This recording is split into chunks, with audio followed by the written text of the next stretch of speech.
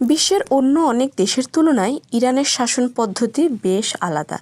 সেখানে নির্বাচনের মাধ্যমে প্রেসিডেন্ট বা পার্লামেন্টের সদস্যরা নির্বাচিত হলেও দেশের মূল ক্ষমতা রয়েছে সর্বোচ্চ ধর্মীয় নেতার হাতে।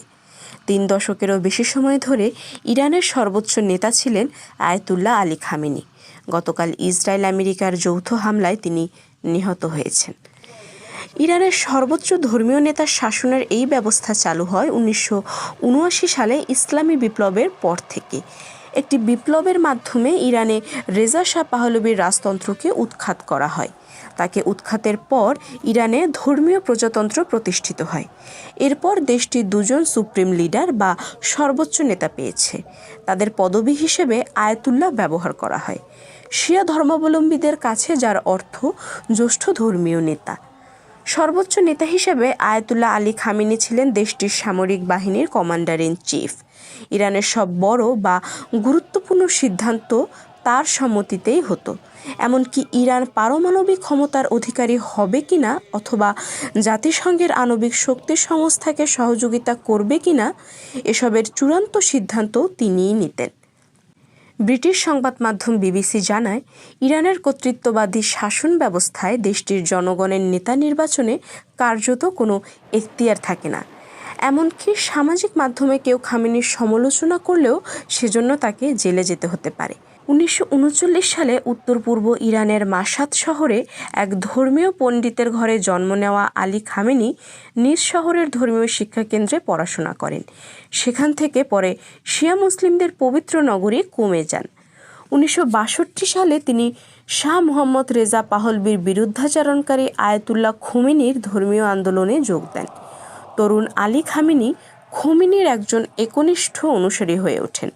তার নিজের ভাষায় তিনি যা করেছেন এবং এখন যা বিশ্বাস করেন সবই খোমেনির ইসলামী ভাবধারা থেকে প্রাপ্ত।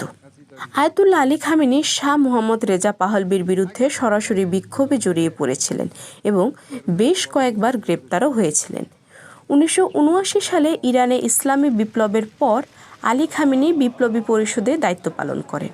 পরবর্তীতে তিনি উপ-প্রতিরক্ষামন্ত্রী হন এবং ইসলামিক বিপ্লবী গার্ড কোরকে সংগঠিত করতে সহায়তাও করেন।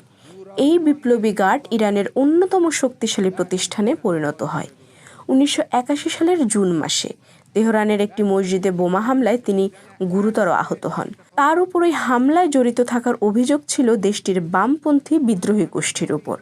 এই ঘটনায় তার ডান হাত পক্ষাঘাতগ্রস্ত হয়ে পড়েন। 2 মাস পর একই বিদ্রোহী গোষ্ঠী ইরানের রাষ্ট্রপতি মোহাম্মদ আলী রাজাইকে হত্যা করে। রাজাইয়ের মৃত্যুর পর তার উত্তরসূরি হিসেবে আলী খামেনি ইরানের প্রেসিডেন্ট নির্বাচিত হন। 8 বছর ধরে আনুষ্ঠানিক এই পদে ছিলেন তিনি।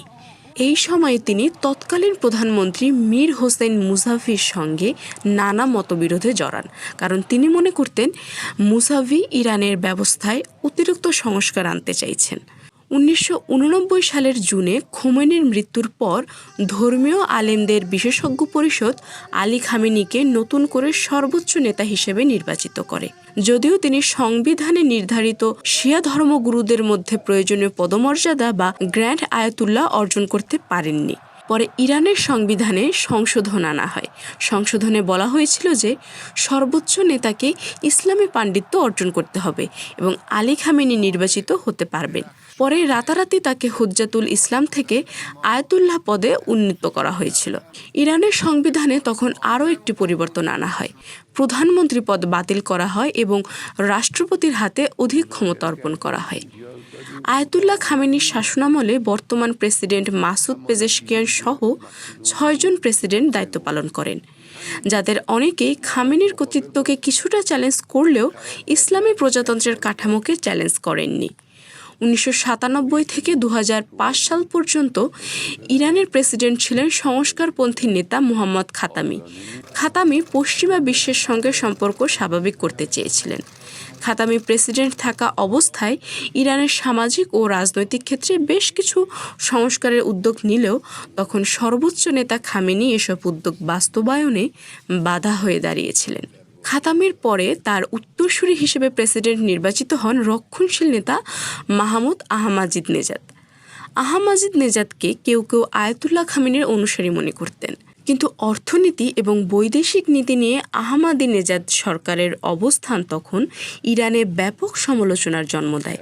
একই সঙ্গে আহমাদিনেজাদ নিজের ক্ষমতা বৃদ্ধির চেষ্টা করলে সর্বোচ্চ নেতা খামেনির সঙ্গে তার বিরোধিতা হয়। 2009 সালে আহমাদিনেজাদের বিতর্কিত পুনর্নির্বাচন ইরানে বিপ্লবের পর সবচেয়ে বড় আন্দোলনের জন্ম দেয়। সর্বোচ্চ নেতা খামেনি ওই নির্বাচনের ফলাফল বৈধ ঘোষণা দেন এবং তীব্র আন্দোলন দমনে অভিযান চালানোর নির্দেশ দেন। এই দমন অভিযানে অনেক বিরোধী কর্মী নিহত হন, গ্রেপ্তার হন হাজার হাজার মানুষ। 2013 সালে ইরানের উদারপন্থী নেতা হাসান রুহানি প্রেসিডেন্ট নির্বাচিত হন এবং বিশ্বশক্তিগুলোর সঙ্গে ঐতিহাসিক পরমাণু চুক্তি করেন। এই চুক্তি খামেনির সম্মতিতে সম্পন্ন হয়। তবে রুহানি নাগরিক অধিকার প্রসার ও অর্থনৈতিক সংস্কার উদ্যোগে বাধা দেন সর্বোচ্চ নেতা খামেনি। 2018 সালে যুক্তরাষ্ট্র পারমাণবিক চুক্তি থেকে সরে এসে ইরানের ওপর আবারও নিষেধাজ্ঞা আরোপ করলে সাধারণ ইরানিদের অর্থনৈতিক দুর্দশা আরও বাড়তে শুরু করে। রুহানি সেই চাপ সামলাতে ব্যর্থ হন এবং 2019 সালের নভেম্বরে ব্যাপক গণবিক্ষোভ শুরু হয়। 2020 সালের জানুয়ারিতে ইরাকের মাটিতে একটি ড্রোন হামলায় ইরানের প্রভাবশালী নেতা জেনারেল কাশেম সুলাইমানিকে হত্যা করে যুক্তরাষ্ট্র। সুলাইমানি আয়াতুল্লাহ খামেনির ঘনিষ্ঠ মিত্র ও ব্যক্তিগত বন্ধু ছিলেন। এই হামলার পর খামেনি সুলাইমানি হত্যার প্রতিশোধের ঘোষণা দেন। ইরাকের 2টি মার্কিন ঘাঁটিতে ব্যালিস্টিক ক্ষেপণাস্ত্র হামলা চালায় ইরান। পরে তিনি বলেছিলেন, ইরাকে অবস্থিত 2টি মার্কিন ঘাঁটিতে ইরানের প্রতিশোধমূলক ব্যালিস্টিক ক্ষেপণাস্ত্র হামলা ছিল আমেরিকার গালে চপেটাঘাত। খামেনি তখন জোর দিয়ে বলেছিলেন, এই ধরনের সামরিক পদক্ষেপ যথেষ্ট নয়। শীর্ষ নেতা হিসেবে আয়াতুল্লাহ খামেনি বহুবারই ইসরায়েল রাষ্ট্রকে ধ্বংস করার আহ্বান জানিয়েছিলেন। 2018 সালে তিনি ইসরায়েলকে একটি ক্যান্সার আক্রান্ত টিউমার আখ্যা দিয়ে মধ্যপ্রাচ্য থেকে ইসরায়েলকে মুছে ফেলার হুঁশিয়ারি উচ্চারণ করেন। হলোকাস্ট বা ইহুদি গণহত্যা আদৌ ঘটেছিল কিনা তা নিয়েও প্রকাশ্যে সন্দেহ প্রকাশ করেছিলেন খামেনি। 2014 সালে তার টুইটার অ্যাকাউন্টে উদ্ধৃত একটি বার্তায় বলা হয়েছিল, হলোকাস্ট এমন এক ঘটনা যার বাস্তবতা নিয়ে অনিশ্চয়তা আছে, আর যদি ঘটেও থাকে সেটা কিভাবে ঘটেছিল তা স্পষ্ট নয়। 2020 সালে আয়াতুল্লাহ খামেনি ও ইরানের সরকার 2টি বড় সংকটের মুখোমুখি হয়েছিল। প্রথম সংকটটি শুরু হয় ওই বছর 8 জানুয়ারি। তখন ইরানের ইসলামী বিপ্লবী গার্ড বাহিনী বা আইআরজিসি ভুল করে ইউক্রেন ইন্টারন্যাশনাল এয়ারলাইন্সের একটি যাত্রীবাহী বিমান তেহরানের কাছে ভূপাতিত করে। এতে বিমানে থাকা 176 জন যাত্রী সবাই নিহত হন, যাদের অনেকেই ছিলেন ইরানি। ঘটনাটি ধামাচাপা দেওয়ার কারণে ইরানে ব্যাপক ক্ষোভের সৃষ্টি হয়। কট্টরপন্থী সংবাদপত্রগুলো খামেনির পদত্যাগের দাবি জানায় এবং সরকার বিরোধী বিক্ষোভের নতুন ঢেউ ওঠে। ইরানের নিরাপত্তা বাহিনী তাদের ছত্রভঙ্গ করতে গুলির ব্যবহারও করেছিল বলে অভিযোগ রয়েছে। সে সময় শুক্রবারের জুমার নামাজের বিরল এক খুতবায় আয়াতুল্লাহ খামেনি বলেন, বিমান বিধ্বস্তের ঘটনায় তিনি মর্মাহত, তবে তিনি তখন সামরিক বাহিনীর পক্ষই নিয়েছিলেন। তিনি বলেছিলেন, ইরানের শত্রুরা এই ট্র্যাজেডিকে কাজে লাগিয়ে ফায়দা লোটার চেষ্টা করছে। ওই বছরের ফেব্রুয়ারিতে ইরানে করোনা ভাইরাসের প্রাদুর্ভাব ছড়িয়ে পড়ে। আয়াতুল্লাহ আলী খামেনি প্রথমে করোনা ভাইরাসের হুমকিকে খাটো করে দেখেছিলেন, বলেছিলেন যে ইরানের শত্রুরা এটিকে ভয় দেখানোর কৌশল হিসেবে অতিরঞ্জিত করছে। 2021 সালে ইরানের প্রেসিডেন্ট নির্বাচিত হন দেশটির সর্বোচ্চ নেতা আয়াতুল্লাহ আলী খামেনির ঘনিষ্ঠ কট্টরপন্থী ধর্মীয় নেতা ইব্রাহিম রাইসি।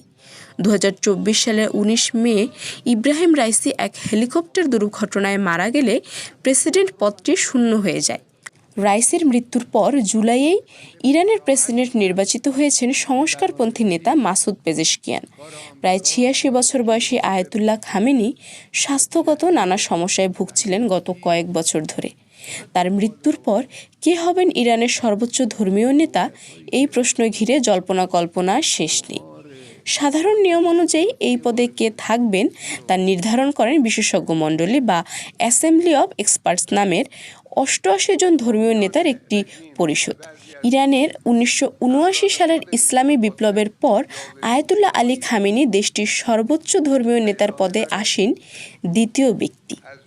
এই মণ্ডলীর সদস্যদের নির্বাচন করা হয় প্রতি ৮ বছর অন্তর, কিন্তু কারা গোষ্ঠীর সদস্য পদের জন্য প্রার্থী হতে পারবেন তা নির্ভর করে দেশটির গার্ডিয়ান কাউন্সিল নামের একটি কমিটির অনুমোদনের উপর। আর এই গার্ডিয়ান কাউন্সিলের সদস্যদের প্রত্যক্ষ বা পরোক্ষভাবে নির্বাচন করেন দেশটির সর্বোচ্চ ধর্মীয় নেতা, অর্থাৎ এই দুটি পরিষদ বা মণ্ডলীর উপর সর্বোচ্চ নেতার প্রভাব থাকে। গত ৩ দশক ধরে আলী খামেনি নিশ্চিত করেছেন যে বিশেষজ্ঞ মণ্ডলীর নির্বাচিত সদস্যরা যেন রক্ষণশীল হয়, যারা তার উত্তরসূরি নির্বাচনের সময় তারই নির্দেশ মেনে চলবে। নির্বাচিত হবার পর সর্বোচ্চ নেতা তার পদে আজীবন বহাল থাকতে পারেন। ইরানের সংবিধান অনুযায়ী সর্বোচ্চ নেতা হতে হবে একজন আয়াতুল্লাহকে, অর্থাৎ যিনি একজন শীর্ষস্থানীয় শিয়া ধর্মীয় নেতা। কিন্তু আলী খামেনিকে যখন নির্বাচন করা হয়েছিল তিনি আয়াতুল্লাহ ছিলেন না। তখন তিনি যাতে এই দায়িত্ব গ্রহণ করতে পারেন তার জন্য আইন পরিবর্তন করা হয়েছিল।